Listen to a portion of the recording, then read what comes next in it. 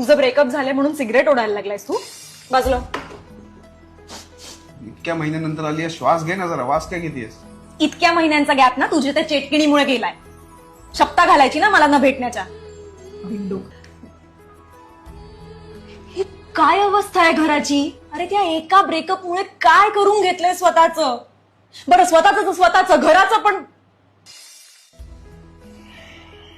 म्हणजे अशोक बरोबर बोलत होता. त्या एका ब्रेकअप मुळे तू सिगरेट प्यायला सुरुवात केलीयस. राजगिऱ्याचे लाडू आणले होते तुझ्यासाठी, पण आता नाही देणार आहे मी तुला. तू ये इकडे. त्या मुलीपायी काय अवस्था करून ठेवलीयस तू? मग का नाही येणार राग? कुणीतरी माझ्यावरती प्रेम करावं या लायकीचाच नाहीये का ग मी? अरे संकेत, तू कमालेस.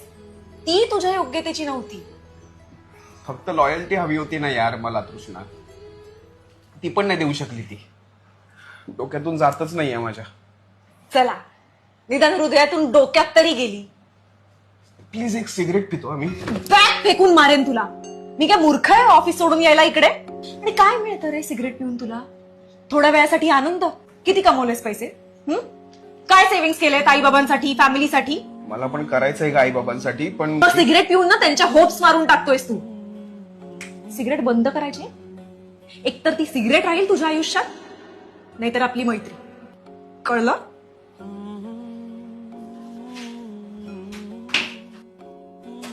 खुश? Good boy. आता परत हात नाही लावायचा सिगरेटला. परत सिगरेट प्यायची असेल तर कचऱ्यात जावं लागेल. हा, मग त्या कचऱ्यात आणि तिच्या आयुष्यात दोन्हीकडे नाही जायचं. आता पिऊन दाखव फक्त सिगरेट.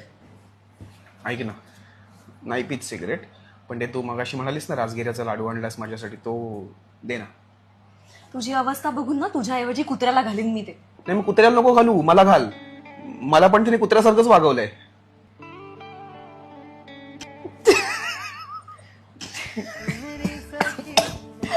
एक सिगरेट संपली, थांबली. ते दे, राजगिरा दे.